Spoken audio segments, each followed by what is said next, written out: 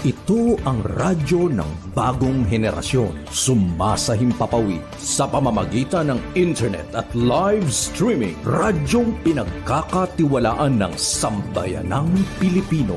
Mula noon hanggang ngayon, maghahatid ng pinakasariwang mga balita sa loob at labas ng bansa. Tatalakayin ng mga isyu ng bayan. Magbibigay ng public service at makikipagkwentuhan sa mga sikat. Mula sa puso ng Metro Manila, sumasahimpapawid live ang DZGG, ang radyo ng bagong henerasyon. DZGG is a proud member of the Philippine Online Broadcasters Association. Mga masugid naming tagapakinig at taga-subaybay, matutunghayan at mapapakinggan natin ang programang pinamagatang Mga Lihim na Kalatas tuwing linggo ng gabi. Layunin ng Lihim na Kalatas ay makapagbahagi ng mga kwento ng buhay ng bawat tao at makapagbigay ng inspirasyon. Maaari kayong magbigay ng mga reaksyon, kuro-kuro o suwestyon. Tulungan natin ang mga nagbahagi ng kanilang mahalagang kwento o istorya na magkaroon ng katahimikan at masagot kahit papaano ang mga katanungan sa kanilang isipay gumugulo. Maaari tayong makatulong sa pamamagitan ng inyong boses at komento.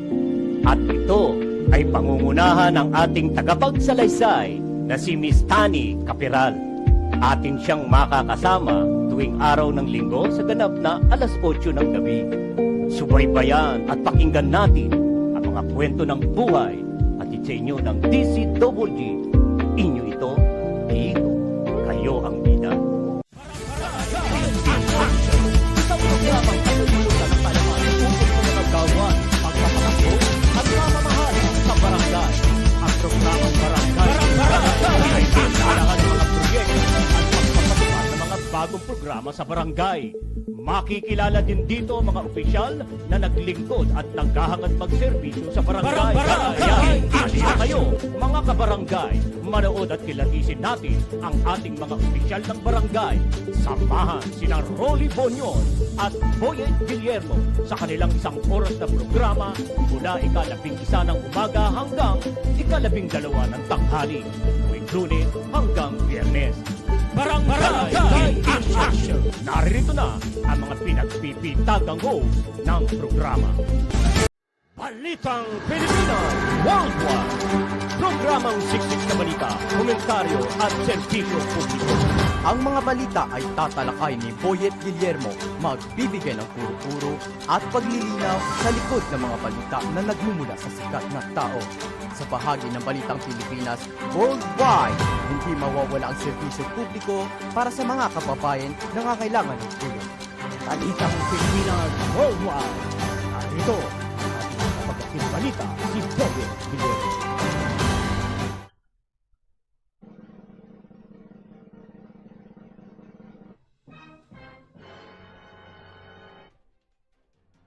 Yes, hello! Hi! Magandang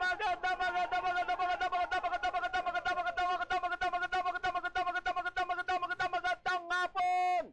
Luzon, Visayas at Mindanao! At sa iba't ibang dako ng mundo na naaabot po ng Balitang Pilipinas Worldwide. Magandang hapon po sa inyong lahat dyan, mga kababayan po naming OFW. Sa Japan, Singapore, Canada, Dubai, sa US, ano? Yan. Sa saan pa ba? Singapore, ayun, sa Japan, meron na, nabanggit na natin yan. Yan din ho, sa ano, pero dyan sa parting Israel, ano, hindi ho maganda ang hapon. Bakit ba umaga pala yung sinabi ko? Hapon na, di ba? Hapon. Magandang hapon, yan. Alright, so eto na naman po tayo, maglilingkod po sa inyo. Yan, at ito ay isa na naman pong edisyon ng ating pong programa. Ano? Ito ay Thursday edisyon ng Balitang Pilipinas worldwide. Ayan, October 12, 2023. Muli po, tayo po ay magsama-sama sa loob po ng isang oras na ating programa. Samahan niyo po ako. At tayo po ay magtalakay ng mga nasa likod ng ating balita. Pag-usapan po natin ang mga usapin sa ating bayan, usapin ho sa ating mga kababayan. Yan. Lalo na ho ang nagaganap pong gera sa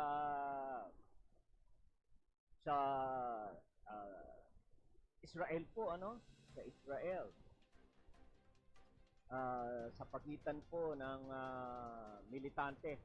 militanteng grupo po ng Hamas. Oo. Ano, kaya lang nakakalungkot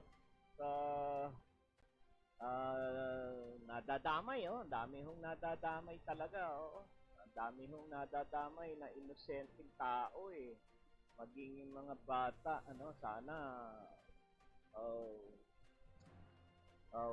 wag naman ho sila hong mapuntirya.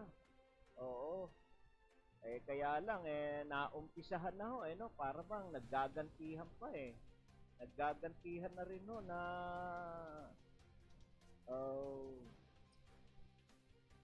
yung mga Israelita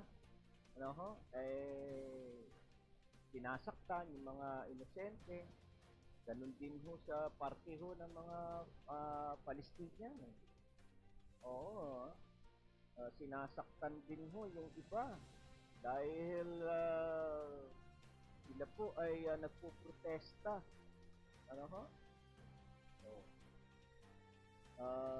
Nagpo-protesta sila dahil dumaranas sila ng mga pagbagsak ng mga missile at mga residente, yung mga building, residential building ang tinatamaan.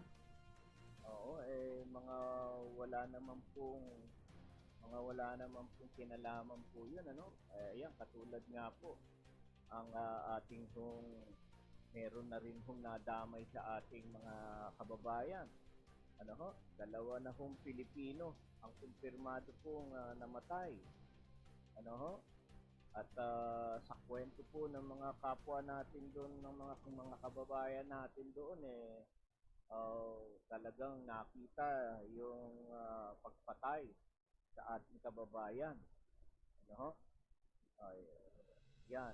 At meron pa hong isa na kinukumpirma kinukumpirma kung Pilipino. Sinasailalim po sa DNA para matiyak po na yun ay ating kababayan. At nakakalungkot pa ho nito, ang ating pong mga opisyal ng gobyerno ay uspusan naman po ang kanilang ginagawa. Nagsisikap po na mailigtas po yung iba pa nating mga kababayan. Inaasahan nga po daw mga nasa 30,000 na mga Pilipino ang maaaring lumuwas o umuwi dito sa atin dahil sa nangyayari pong kaguluhan doon sa Israel. At ang problema malaki ng ating pamahalaan ay hindi makagalaw sila, hindi sila makakilos dahil yung mga posibleng pwedeng lusutan hindi madaanan. Sarado po ang mga posibleng daanan, pero yun nga yun ang nagiging problema ng ating mga kababayan, ng ating mga opisyal, kung paano maililigtas ang ating mga kababayan. Di ba, ilang araw na yan, ilang araw na sumiklab yung gera na yan, hindi tayo nagkakamali, may ilang araw na, mag-iisang linggo na kung di tayo nagkakamali po. sa ngayon, wala pa ho tayong nababalitaan na nakauwi na. Dahil yun ang problema ng ating pamahalaan, ng ating mga opisyal ng embahada. Ang hirap kong tumakas ba, ang hirap lumabas sapagkat patuloy pa rin delikado pa rin talagang lumabas. Delikado. Dahil yung bagsak nga po ng bomba, hindi ho malaman no? Kaya ayan bagamat puspusan yung ating mga opisyal, sinisikap po mailigtas ang ating mga kababayan, yun ho ang malaking problema. Kaya sana sana po sa mga susunod na araw ho yan ay makagawa na ho ng paraan at makaligtas po yung ating mga kababayan at maiuwi na po dito sa ating bansa.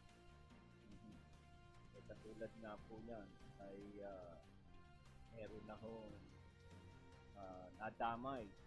May nadamay na po yan sa pangyayari na ho na yan.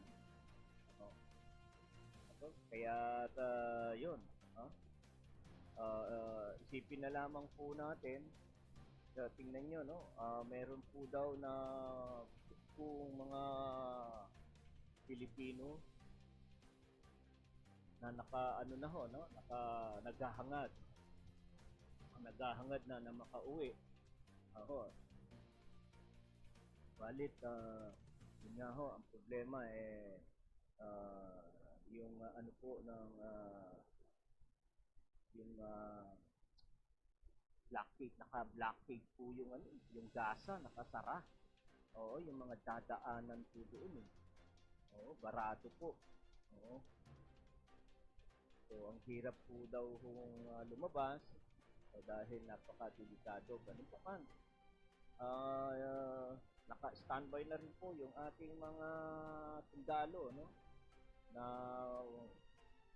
kung pwede paunin sila, pero naghihintay lamang din sila ng go signal kung nasa ligtas na lugar na yung ating mga kababayan, kung sila ay nailayo na at nandun na ho sa lugar na po pwede silang pikapin ng susundo sa kanila naman na ating mga sundalo. Lamang yan ang malaking problema na pinakaharap ng ating mga opisyal doon. Mahirap po makipagsapalaran. Makipagsapalaran. Kaya monitor ho nila ng husto. Kung medyo huhupa at papayapa ay doon siguro yung pagkakataon na makalikas po sila sa kinalalagyan nilang lugar na delikado.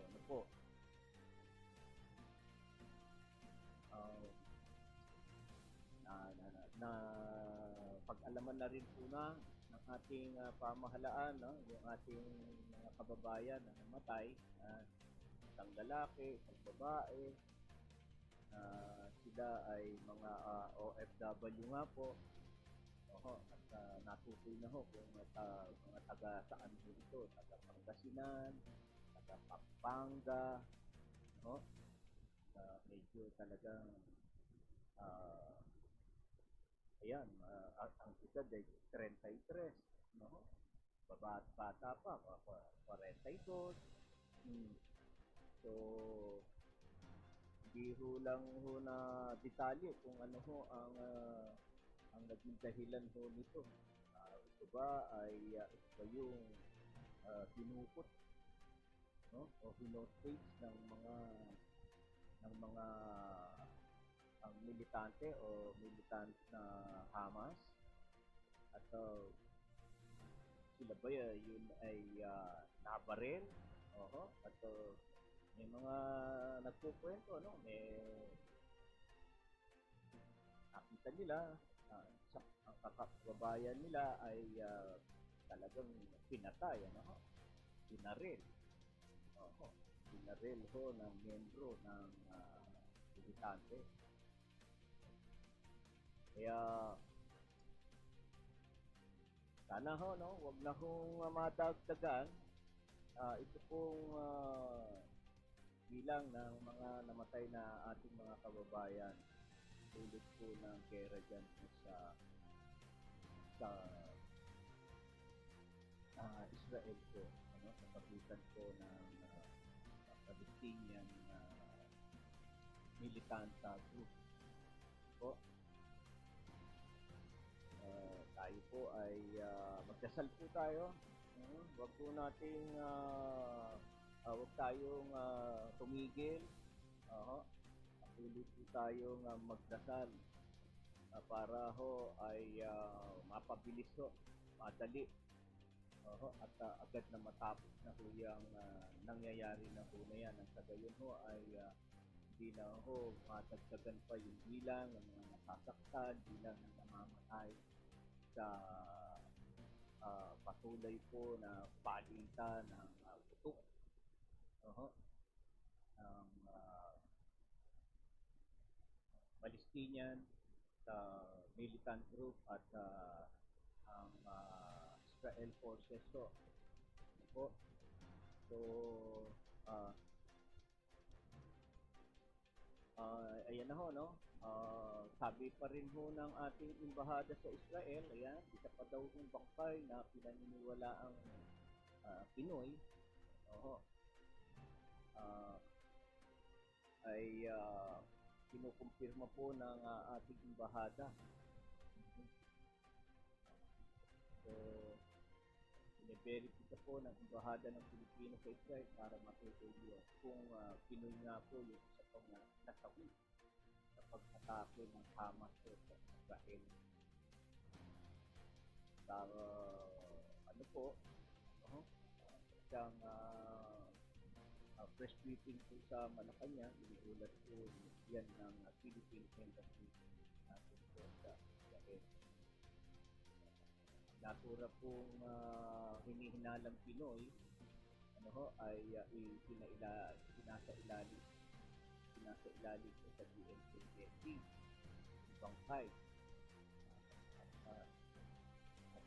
ng isang individual na para nga po makakumpirma kung ano ang nationality po. Ngayon po, dalawa yung dalawa ho yung kumpirmado na sa list. Batay po sa ulat yan ng Philippine Embassy natin sa Israel. Sa daw po yun, ang gulang na babae, may asawa na tubong Pangasinan. At isang lalaki na asawa din ho, tubong Pampanga. Na sila po ay mga kapwa na nagtatrabaho sa Israel. Ngayon ay nakikipag-ugnayan na ang embahada sa Israel authorities sa pagkuha nga po ng bangkay ng dalawang Pinoy para po matutuloy na po dito sa Pilipinas.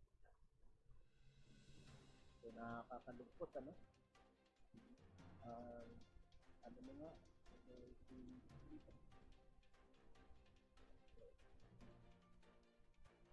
So sa ngayon, dahil ho sa patuloy at nananatili pa rin ang banta doon, ayan, inilagay na po ng Department of Foreign Affairs sa Alert Level 3 ang sitwasyon po sa Israel. Dahil po tumitindi po ang sitwasyon doon. So, nanuto po ng Department of Foreign Affairs na inilagay na nito ang Gaza sa Gaza Strip sa Alert Level 3. Yan po ay sa harap ng tumitindi nga pong sagupaan sa pagitan ng Israel at Hamas terrorist group. So, ayon po sa DFA ay nangangahulugan nito na magpapatupad na sila ng voluntary repatriation sa mga Pilipino sa Gaza Strip.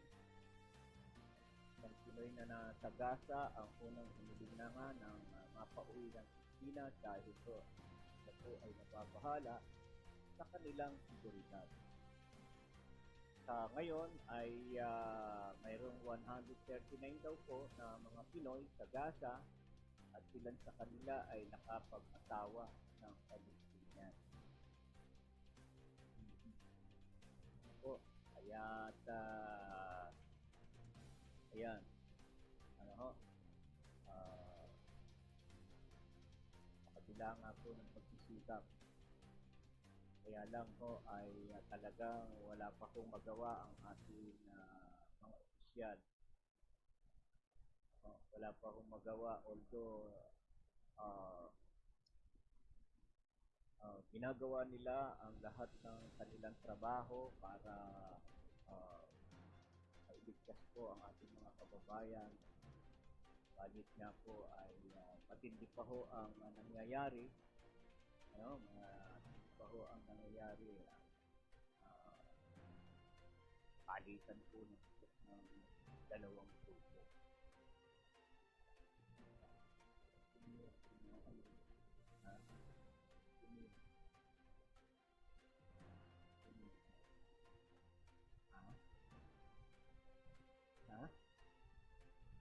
Si Angelo ba yan? Jello? Wala. Tumamo ka. Yan. Alright, tayo po, babati muna, no? Ayun, parang masama yung ating boses. So, teka muna, bago tayo dumako sa iba pa nating pagkalakay, yan, babatiin natin. Oy, si Catalina Lim, magandang hapon. Ayan. Thank you, Catalina Lim. Yan, ang may bahay niyang ating kumpare. Kasamahan sa Las Vegas, si Larry Lim. Si Joseph Guillermo. Oo. Ayan, maulan na hapon daw. Si Lorna. Yan, biglang lumabas. Biglang nagpakita ang pangalan ni Lorna Ginoves Flores. Yan, salamat sa inyong panonood ha. Huwag kakaligtaan laging share yung ating programa para yon mga kaibigan natin ay malaman na tayo ay nagsisimula. Magandang hapon po sa lahat. Ayan ang bate ni Lorna Ginoves Flores. Alright, so abay ere na. Malapit-lapit na po. Ilang araw na ho ay sisimulan na ang campaign ng mga kandidato. Tayo ay nasa petsa na ng 12, may isang linggo na lamang po. Sabik na sabik na. Sabik na sabik ng mga kampanya magpakilala ang ating pong mga kandidato sa ating mga barangay. At una sa lahat, sa mga kandidato, ayan ang himpilang ito ay magpapaalala na naman. Bukod pa sa patuloy din na ginagawang pagpapaalala ng ating COMELEC Chairman George Garcia, na hindi maaaring yung klase ng pangangampanya, yung pamimili ng boto, tulad ng pamimigay ng pagkain, mga grocery, yan ay ipinagbabawal. Ang sabi nga po sa ating election code, Omnibus Election Code, halagang 5 piso lamang ang maaaring gastusin ng kandidato sa isang botante. Patawag mo ngayon yan. Ay, mga tatakbo. Ilan naman yan? 5 piso kay Kapitan. 7 kagawad dyan. Kung halimbawa, ilang kagawad na tatakbo dyan. pagbibigyan niyo ng 5 piso yan. Ayun daw ho ang maaari lamang hong gastusin ng isang kandidato eh. Oh, di ba? Kung 7 sila, sabihin na lang muna natin 7 ang kandidato, tatakbo na kagawad. Oh, 7. Sa 5 piso yan. 150, 350 pesos. Ah, yung kay Kapitan pa, 5 piso pa rin. Di ba? 355 pesos. Yung kalaban. Di merong nakaipon na ang butante. Ano? Nakaipon na ang butante siguro aabot ng kulang-kulang 1,000. Kikita ang butante. Yan 5 piso lang ang po pwedeng gastusin ng isang kandidato sa butante. So, hindi na maaari na yung mga printed na t-shirt, yan, pinagbabawal yan. Kaya mag-iingat po, Kami po ay hindi nagkukulang sa inyo na paalalahanan kayo at sabihin sa inyo yung mga ipinagbabawal po ng COMELEC. Kaya, ayan, iniyak nga po ng COMELEC na may madidisqualifikang kandidato na nasangkot po sa premature campaigning at vote buying. May madidisqualified. Ibig sabihin po niya meron nang nakasalang sa kanilang tanggapan na sinusuring maigi at didesisyonan yan. Didesisyonan para magkaalaman na ho. Iniyak po yan ng COMELEC. Yun nga ay may madidisqualifikang kandidato na sangkot nga po dyan. So, yaan ay sinabi po ni COMELEC Chairman George Erwin Garcia. Uy, nasa halos po na 6,000 na yung kanilang naitala na premature campaign. Sa nasabing bilang ay 1,003 po yung ang sumagot. Sumagot na sa kanilang show order. Wala pa ho sa kalahati hindi pa rin ho nakatiyak yung 1,300 na yan na sumagot to or nakapagpaliwanag. Kasi ho, yung show order yan ho ay isang kautusan na ikaw ay kinakailangang humarap sa COMELEC at ipaliwanag ang iyong panig kung bakit hindi ka nila dapat kasuhan o i-disqualify kaugnay ng iyong pagkakasangkot sa paglabag sa premature campaign. Yan ho ang ibig sabihin ng Siokos order. So, kung hindi ka panipaniwala at hindi po makatotohanan ho yan, hindi ho makakalusot yan sa COMELEC. Kinakailangan ho ay ang inyong paliwanag ay konkreto.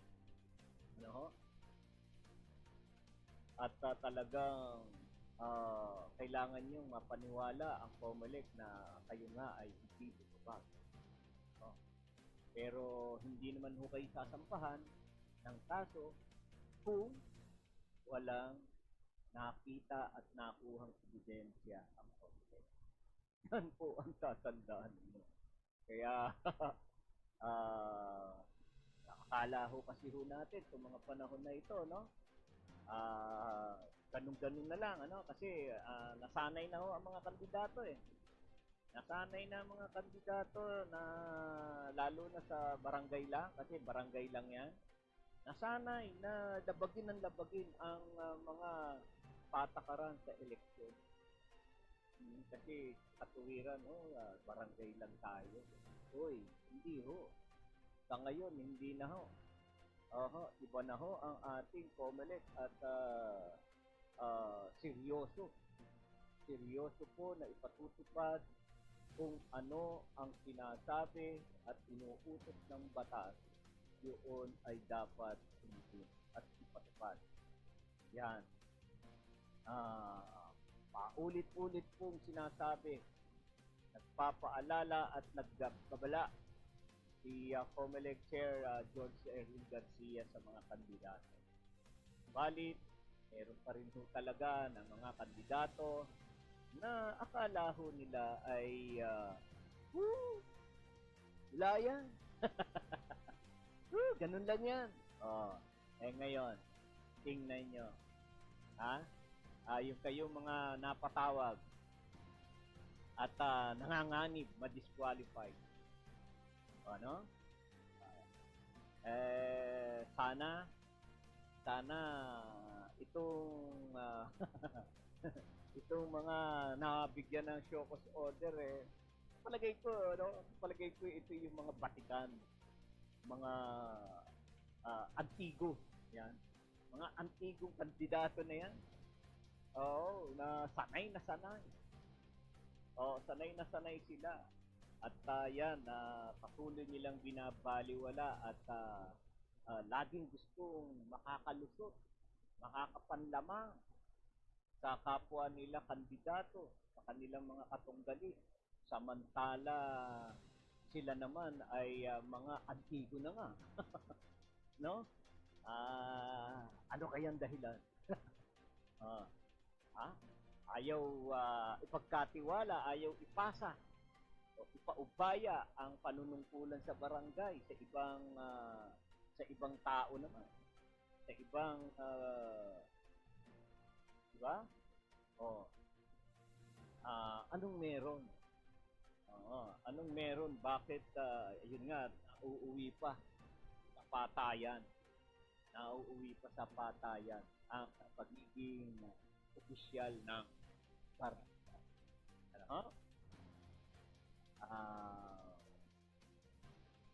So, siyempre, no? Kung minsan kasi napapansin natin, ang ating mga opisyal, kapag ikaw ay barangay official, parang ikaw yung sa iyo, diba? Siga. Dahil marami ng mga kumakandidato, kapangyarihan ng habol. Kapangyarihan ng habol. Kapangyarihan sa barangay, kapangyarihan bilang kagawad at kapitan. Kaya sila ay gustong tumakbo. So, yan ang dapat nating tayong mga botante, yan ang dapat nating sinisilip sa mga kandidato. Yan ang ating bantayan sa mga kandidato na baka yun lang ang kanilang layunin. Kung bakit sila gustong tumakbo at bakit manungkulan. Subalit hindi naman panunungkulan ng gagawin kung hindi gagamitin lamang. Gagamitin lamang ang tungkulin para sa kanilang sariling proteksyon, sariling interes, proteksyon sa kanyang buhay. At para siya ikatakutan dahil opisyal siya. Ngayon, ganun minsan ganun ang nangyayari. Hindi naman ho natin nilalahat. Meron ho. At wag ho, hindi ho kaila sa atin yan, mga ganyan. Meron nga tayong natanggap na ulat dito. Isang kagawad. Siya pa mismo ang naghain ng reklamo sa barangay nila laban sa kanyang kabarangay. Tingnan niyo po. Ha? Kung na dapat siya ay maging tagapamagitan, tagapagkasundo, di ba? Ng kanyang mga kapitbahay. Hindi. Siya pa mismo ang naghahain ng reklamo laban sa kanyang kapitbahay. Oh naman. No? Ano ang laban? Anong laban naman ng kanyang kapitbahay kapag siya ang naghain ng reklamo? Makikita ba natin doon ang patas? Ang hustisya? Tamang pagtimbang? Sa kanyang reklamo? Oh, sige nga. No, diba? Kapag ikaw nakagawad na, maliban. Ikaw, maliban ay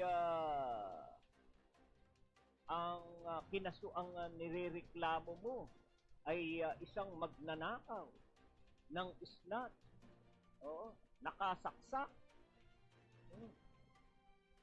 Kung ayaw magsampa ng reklamo ang pamilya ng biktima, abay natural. Ang mga opisyal ng barangay ang pwedeng magsulong. Ituloy ang kaso bilang sila ay mga person of authority. Yan ho, pwede. Pero kung yaan ay usapin lamang po ng basura,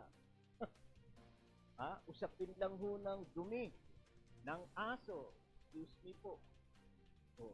Usapin lang po yan ng tumutulong alulod sa bubong mo.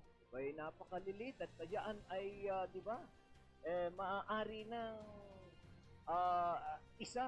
maaari ka na dyan. Bilang ikaw ay halal ng iyong mga kabarangay, ay maaari ka nang magbigay, magpaubaya. Kapag ganun lang yung mga problema. Ano? Sige nga, isipin po natin. Isang kagawad, irereklamo, kagawad ka na nga eh. Kagawad ka na, ikaw pa yung nagrereklamo sa kabarangay mo.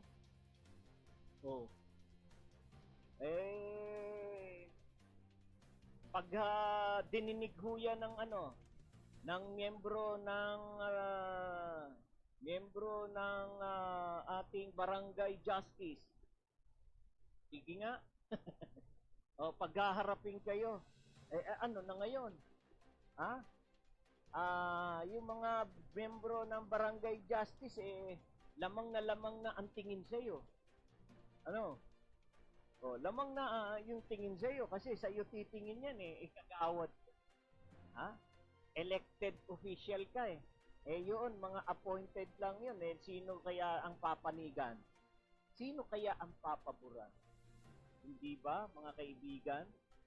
Yung barangay kagawad? Kaya, mas matimbang na siya. Anong hustisya nakuha doon? Nagamit ng ano pa? Diba? Kaya, yan po ang ating po mga pag-aaralan sa kababayan.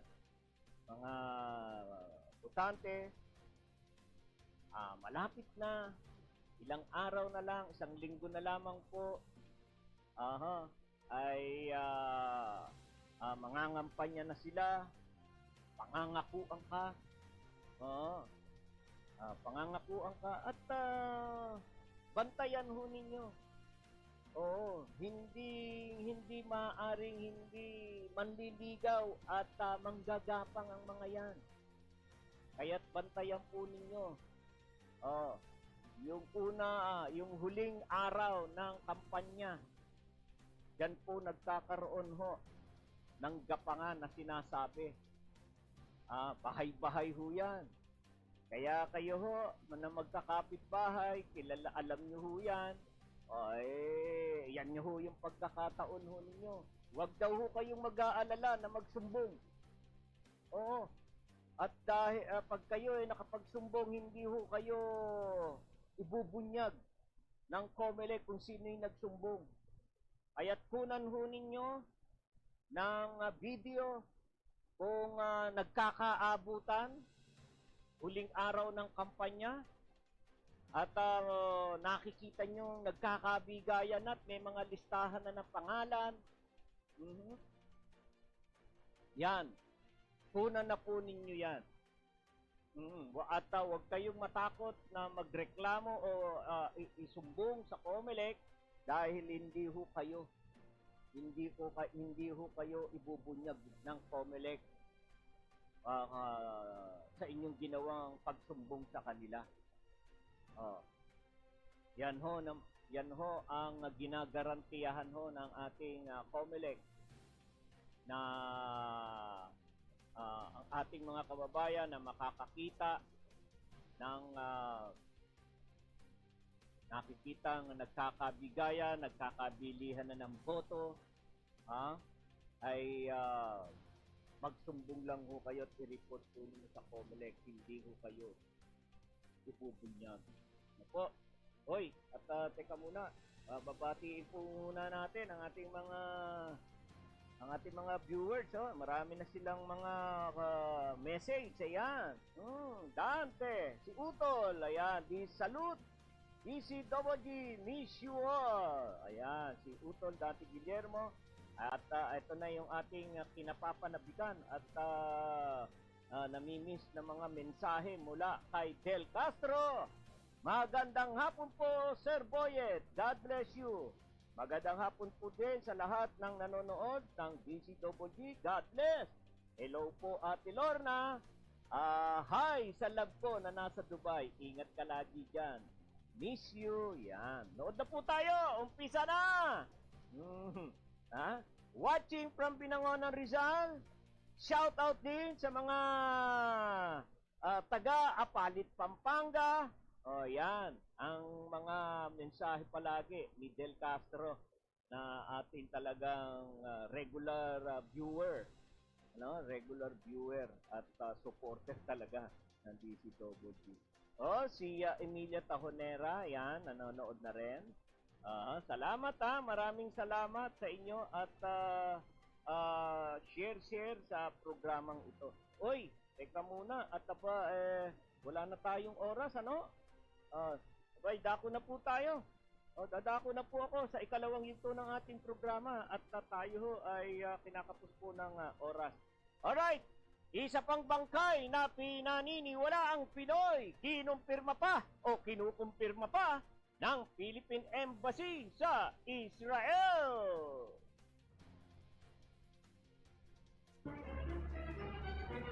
Gaza Strip inilagay na ng DFA sa Alert Level 3.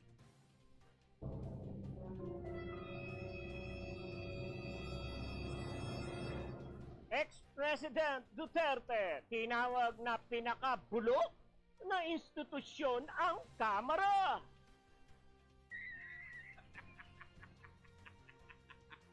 Opisina ng Pangulo pinatatanggalan ng Intel Fund.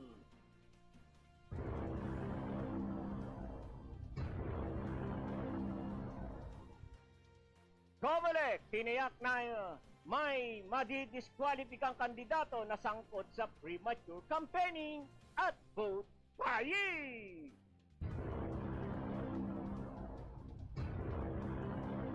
Transportation Secretary Jaime Bautista humuwelta sa mga nag-aakusa sa kanya ng kahiwalian.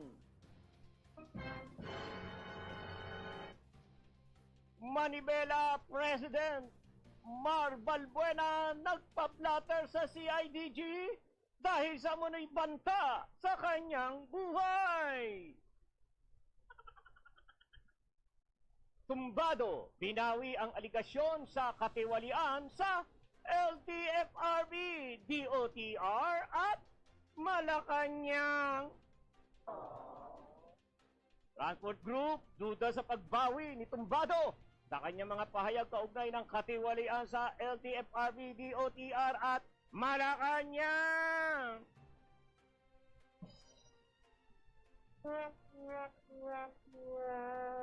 Singil sa kuryente ngayong buwan, tataas ayon yan sa Meralco.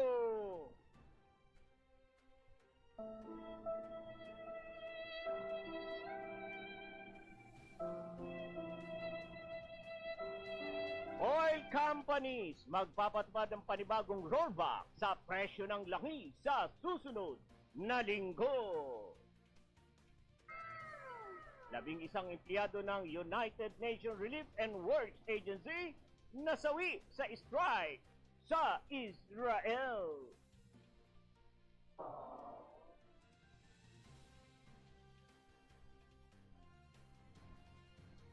Nagpapatuloy ang ginagawang verification ng Embahada ng Pilipinas sa Israel para matukoy kung Pinoy ang isa pang nasawi sa pag-atake ng Hamas sa Israel.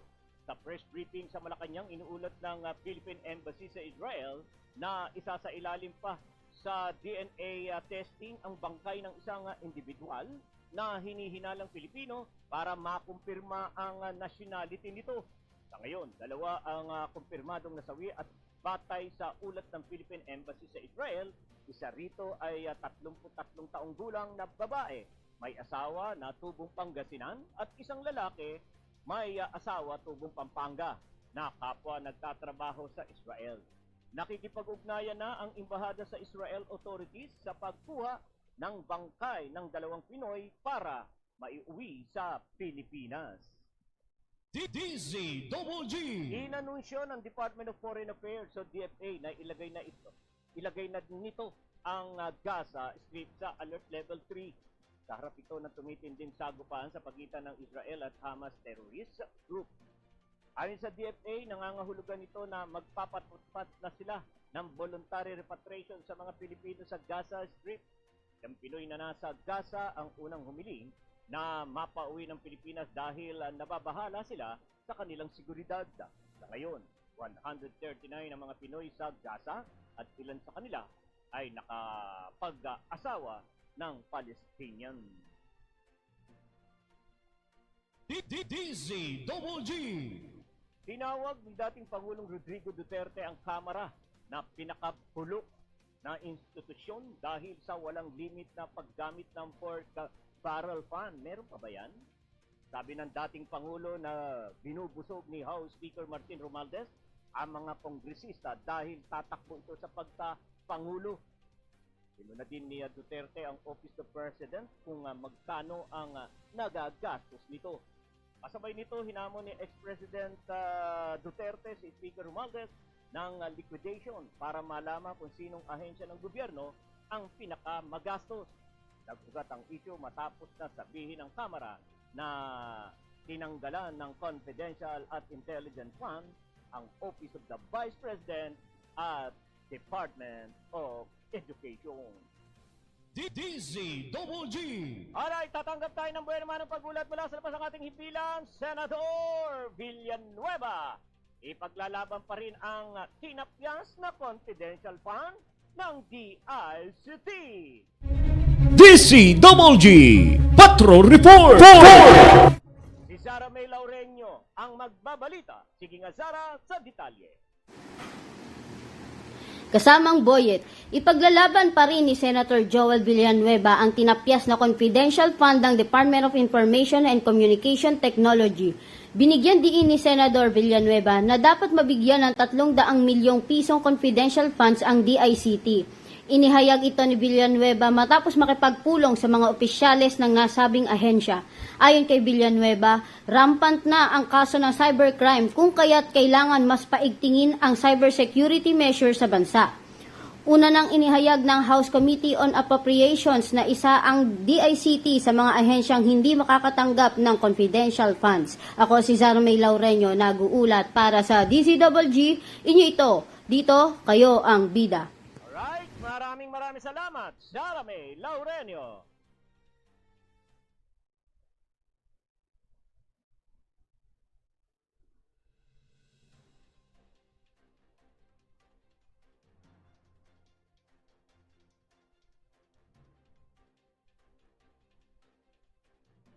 Iginiit ni Senate Minority Leader Coco Pimentel na bukod sa bawasan ang confidential fund ay alisin ang intelligence fund ng Office of the President.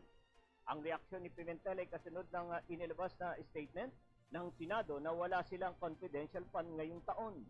Ayon kay Pimentel, dapat nabawasan ang confidential fund at tanggalin ang pondo sa intelligence ng tanggapan ng Pangulo dahil ito naman ay maituturing na isang civilian agency. At wira ng senador, hindi dapat na ma-engage sa intelligence gathering ang OP, lalo pa sa bigat at dami ng trabaho ng opisina. Kaya wala ng panahon ng mga tauhan nito sa surveillance, work at intel gathering. DZWG. Tiniyak ng Komisyon ng Eleksyon o COMELEC na may madidiskwalipikang kandidato na sangkot sa premature campaigning at vote buying bago ang barangay at SK eleksyon sa Oktubre 30 sa Presto sa Campo Crame. Sinabi ni COMELEC Chair George Erwin Garcia, nasa halos 6,000 na ang naitala nilang premature campaigning at sa nasabing bilang 1,300 ang sumagot sa kanilang show cause order. Anya, 76 na mga kandidato ang may nakabimbing disqualification cases kung saan kanila itong re-resolbahin bago sumapit ang BSKE sa Oktubre 30. Kahapon ay nilagdaan ng Department of Interior and Local Government o DILG at Komisyon ng Eleksyon ang Memorandum of Agreement upang labanan ang pagbili at pagbebenta ng mga boto. Sa ilalim ng kasunduan, magsasagawa ang DILG at COMELEC ng pagsasanay upang ituro ang pagtukoy sa mga paraan ng pagbili at pagbebenta ng boto at pangangalaga ng ebidensya. DZWG. Mariing pinabulaanan ni Transportation Secretary Jaime Bautista na sangkot siya sa katiwalian. Sa kanyang statement, sinabi ni Bautista na wala siyang tinatanggap na anumang halaga simula nang maupo siya sa Department of Transportation o DOTR. Nagbanta rin si Bautista na bubueltahan niya ang anyay nagpapakalat ng mga paninira laban sa kanya. Samantala, sinabi naman ni Executive Secretary Lucas Bersamin na premature o masyado pa raw maaga upang magkomento hinggil sa graft issues ni Bautista dahil kasalukuyan pa itong iniimbestigahan. DZWG. Alright, tatanggap tayo ng pagulat. Mayor Biason nagpaalala sa mga guro kaugnay ng mga napabalitang insidente. DCWG Patrol Report. Bubuo ang Commission on Elections, COMELEC ng Task Force Ryan sa detalye.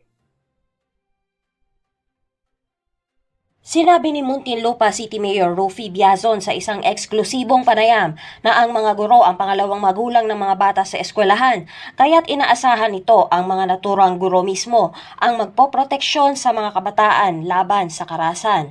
Ito ay matapos makarating sa tanggapan ng punong lungsod ang insidenteng di kanais-nais na nangyari sa loob ng eskwelahan na kinasangkutan ng isang guro at nagdulot ng trauma sa isang grade 6 student. Kasabay pa nito ang pangyayari sa Antipolo Rizal na nagresulta sa pagkakamatay ng isang estudyante. Pahayag ni Biazon na inaasahan nito ang mga administrasyon at mga namumuno sa eskwelahan na tiyaking ligtas ang mga bata sa loob ng paaralan at kung mayroon mang nakikitang mali ay dapat na makipagtulungan upang maisiwalat ito. Tiniyak pa na naturang punong lungsod na hindi hahayaan na mangyari ang whitewash sa kanyang lugar. Dagdag pa nito na kasong administratibo at kriminal ang maaaring kaharapin ng isang guro na gumawa ng di maganda sa kanyang estudyante at maaaring magresulta sa pagkakatanggal sa serbisyo. Mula dito sa Muntinlupa City, Brian Zamora para sa DZWG, inyo ito. Dito kayo ang bida. Alright, Sinabi ni Munti- salamat, Brian Zamora.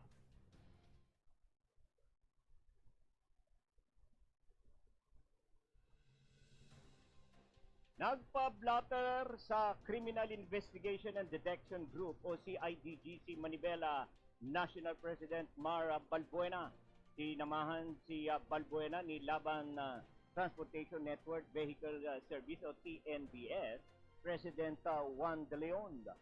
Nagugat ang paghahain ng blatter ni Balbuena dahil umano sa pagbabanta ni Transportation Department Secretary Jaime Bautista na magsasampa ng kaso laban sa kanya. Nagpugat ang issue makaraang isiwalat ng whistleblower na si Jeff Tumbado na di umano'y nagdi-deliver ng pera kay Bautista si suspended Land Transportation Franchising and Regulatory Board o LTFRB Chairperson Chopilo Guadis III.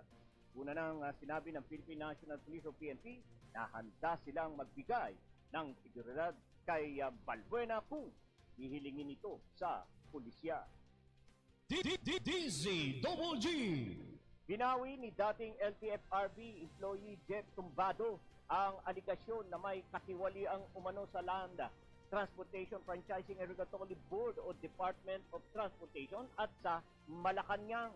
Ayon kay Tumbado na public apology niya ang sworn affidavit kina LTFRB Chairman Guadis, DOTR Secretary Jaime Bautista at pati na rin Office of the President. Sabi pa niya, wala siyang intensyon na siraan ang sinuman at kung anuman ang sinabi niya sa press conference ay hindi to sinasadya at ma-misguided. Dagdag pa ni Tumbado na naudyukan lang siya ng ilang individual na nakaapekto sa kanyang judgment. Kapakailan lang, matapang na binunyag ni Tumbado na may 5 milyong piso umano na gaya ng LTFRB at mga koleksyon ay inaabot sa DOTR at Malacanang. DZWG. Duda ang ilang transport group sa pagbawi ni dating LTFRB employee Jeff Tumbado sa kanyang mga naunang pahayag kaugnay ng katiwalaan sa DOTR, LTFRB at Malacanang. Naniniwala mga ito na natakot o tinakot si Tumbado kaya umurong sa kanyang testimonya.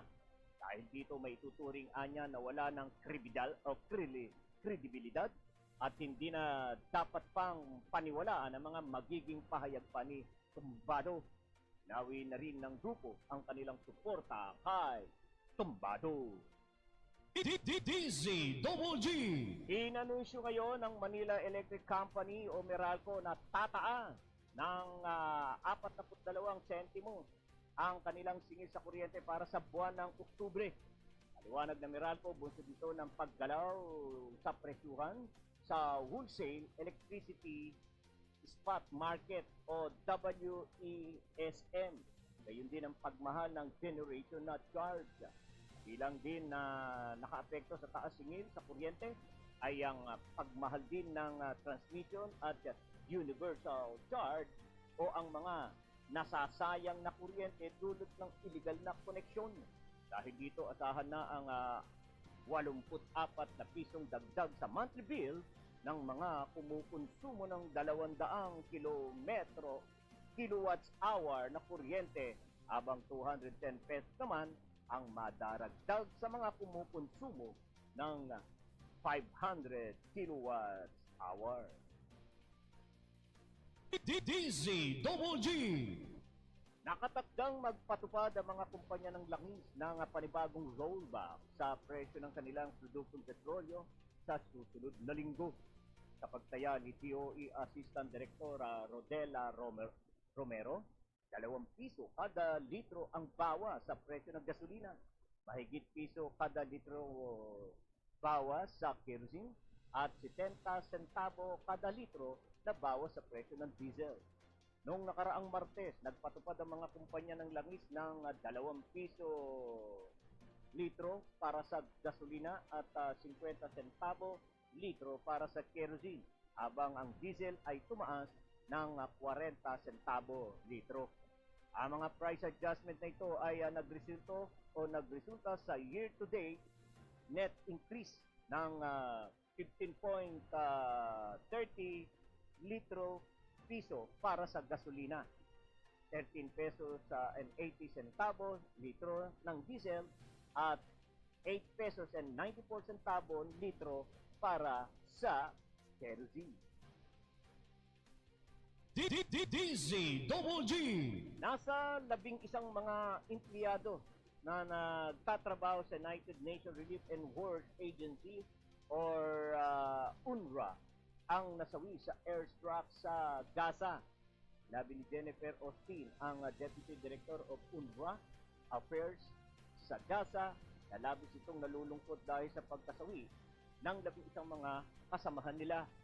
Nabibilangin ito na 5 guro sa UNRWA school, isang neurologist, isang engineer, isang psychological counselor at 3 support staff. Ang ilan ay napatay sa kanilang bahay kasama ang kanilang mga pamilya. Dahil sa anya sa nagaganap na kaguluhan ay napilitan silang isara ang 14 na food distribution center, gayon din ang pagbawas nila ng operasyon. May ilang mga kasamahan nila na rumisponde sa mga kailangan ng mga tao sa shelter kung saan nagbibigay sila ng mga metre at mga lugar na matutulungan or matutulugan. DZGG. Alright, tatanggap tayo ng pagulat mula sa labas ng ating bansa. Mahigit 260,000 individual napilitang lumikas dahil sa pagpapatuloy na sigalot sa Israel. Ayon yan sa United Nations. DCWG Patrol Report. Si Dan Guillermo magbabalita. Sige nga, Dan, sa detalye. Mahigit sa 260,000 katao ang napilitang lumikas sa kanilang mga tahanan sa Gaza Strip, habang ang mabibigat na pambobomba ng Israeli ay patuloy na tumatama sa Palestinian Enclave. Ayon sa United Nations, ang matinding labanan ay nag-iwan ng libo-libong nasawi sa magkabilang panig mula nang maglunsad ng pag-atake ang Hamas na nag-udyok sa kampanya ng reprisal bombing ng Israel. Nagbabala din ng UN na ang bilang ng nabanggit ay inaasahang tataas pa dahil sa pagpapatuloy na sigalot sa dalawang panig. Sinabi nito na humigit kumulang sa 3,000 katao ang lumikas dahil sa mga nakaraang pagtaas ng tensyon. Ayon pa sa Palestinian authorities, ang pambobomba ay ikinawasak ng higit sa 1,000 mga pabahay at 560 ang labis na napinsala. Sa ngayon, ang ilang mga residente ng Israel ay nahihirapang lumikas dahil sa pangambang sila ay maaaring madamay mula sa mga pagsabog ng mga bomba ng magkabilang panig. Ito si Dance Guillermo nag-uulat para sa DCWG. Inyo ito, dito kayo ang bida. Right, maraming salamat, Dan Guillermo.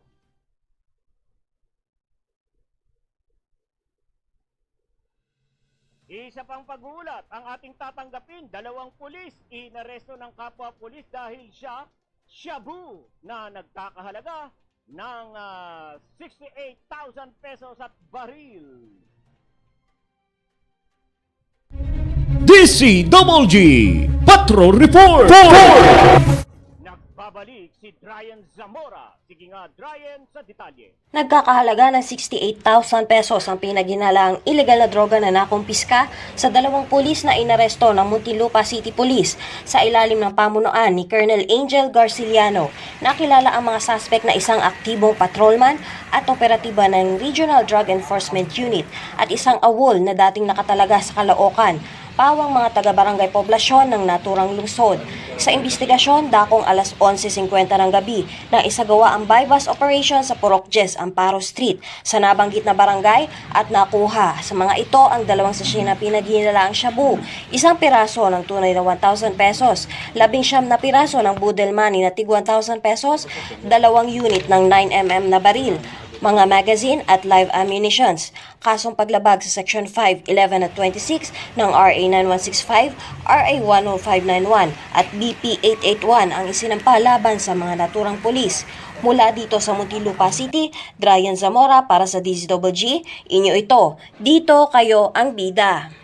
Nagkakahalaga ng 68,000 Yan Zamora sa iyong back-to-back report.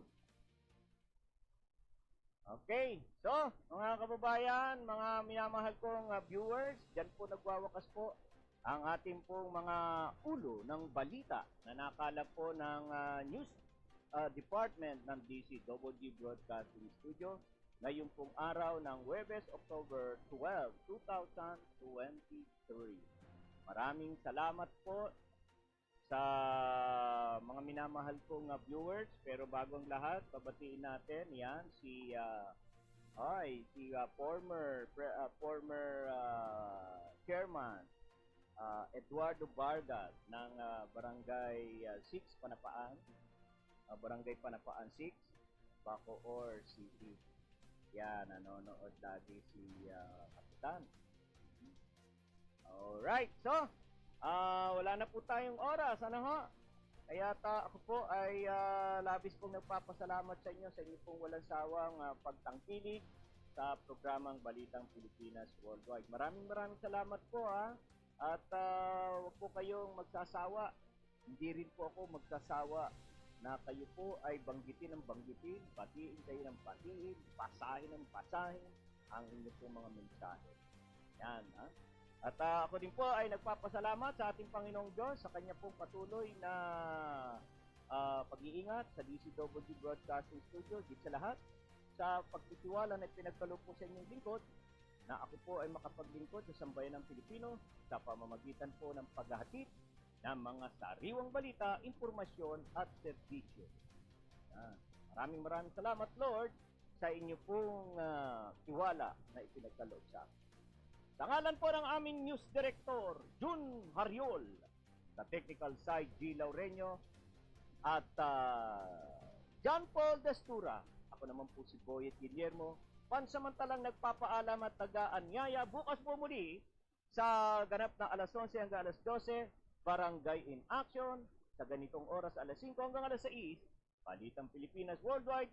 Tayo po ay magkita-kita muli at magtapanooran.